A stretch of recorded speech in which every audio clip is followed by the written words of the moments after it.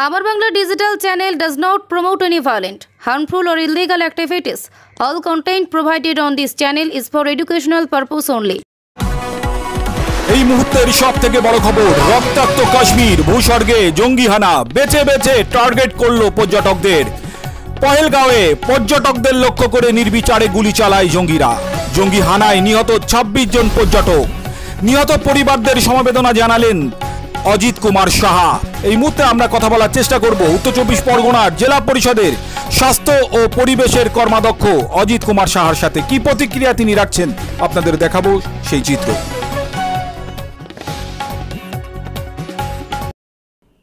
দেখুন, যারা জঙ্গি টেররিস্ট তাদের কাজ সবসময় সরকারকে ব্যাহত করা, সরকারের কাজকে ব্যাহত করা। কাশ্মীরে এই জিনিস এর আগেও ঘটেছে, আমরা পুলওয়ামার ঘটনা জানি, তার আগেও আমরা দেখেছি জঙ্গি হানার ঘটনা। কিন্তু এই ধরনের ঘটনা, নিরীহ মানুষের উপরে এইভাবে গুলি চালিয়ে হত্যা করা, এ কিন্তু মানে আমি কখনো শুনিনি। কখনো হয়েছে বলে ভারতবর্ষে আমি জানি না। একবার হয়েছিল শিখদের উপরে, শিখ বেছে বেছে তাদেরকে মারা হয়েছিল। এই আরেকবার দেখলাম হিন্দুদের বেছে বেছে মারা হলো। কিন্তু এর পেছনে কি উদ্দেশ্য, এটা অনেক গূঢ় রহস্য আছে। সেটা কিন্তু আমার মতো লোক আপনাকে বোঝাতে পারবে না। এ বড় বড় গেম, কারণ সবকিছুর পেছনেই একটা রাজনীতি আছে। আমি সেসব কথায় যাব না, শুধু বলবো আজকে যারা আক্রান্ত হয়েছেন, যাদের মৃত্যু হয়েছে, তাদের পরিবারের প্রতি আমার সমবেদনা। সারা ভারতবর্ষের মানুষ দুঃখিত, প্রত্যেকটা মানুষের রক্তে জ্বলছে যে এই ধরনের জঙ্গি হানা আমরা কেন ঠেকাতে পারলাম না। বিগত দিনেও আমরা পারিনি, এবারও পারলাম না। অথচ আমরা শুনছি আইবি রিপোর্ট নাকি ছিল কোনো হামলা হতে পারে। তাহলে পহেলগাঁওয়ের মতো একটা জায়গায় যেখানে টুরিস্ট ভর্তি রয়েছে, সেই জায়গাতে 1-2 কিলোমিটারের মধ্যে কোনো মিলিটারি নেই, পুলিশ নেই, এটা কি করে সম্ভব? কি সিকিউরিটি আছে মানুষের? এটা নিয়ে রাজনীতি করা ঠিক না। স্যার, বিধানসভার বাইরে রাজ্যের বিরোধী দলনেতা তিনি পাকিস্তানের পতাকা পুড়িয়েছেন।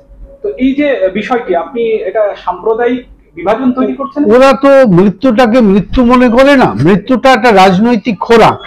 অর্থাৎ কে মারা গেছে সেটা হিন্দু না মুসলিম ওদের কাছে বড় কথা।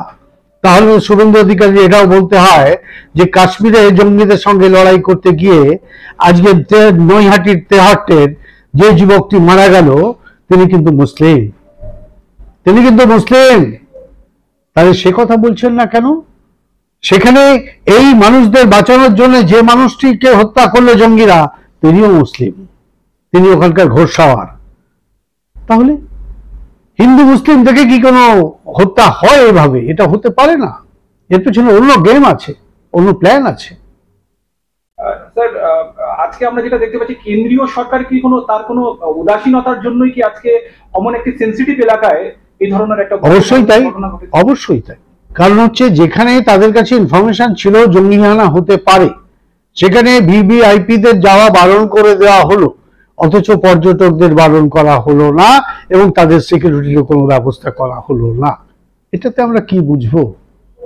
স্যার, 2026-এর ভোটকে সামনে রেখে নতুন কোনো ভোট ব্যাংকে, হ্যাঁ, সেটা তো শুভেন্দু অধিকারীকে দেখলেই বোঝা যায় যে একজনের স্বামী হত্যা হয়েছে জঙ্গিদের দ্বারা, তার ওই কোলের বাচ্চাটিকে কেড়ে নিয়ে তিনি শুধু বলছে বলুন হিন্দু, বলুন হিন্দু, হিন্দু, পাগলের মতো হিন্দু হিন্দু করছেন। আরে মৃত্যুটা মৃত্যুই, হিন্দু হোক আর মুসলিম হোক, জঙ্গি জঙ্গি, হিন্দু হোক বা মুসলিম হোক।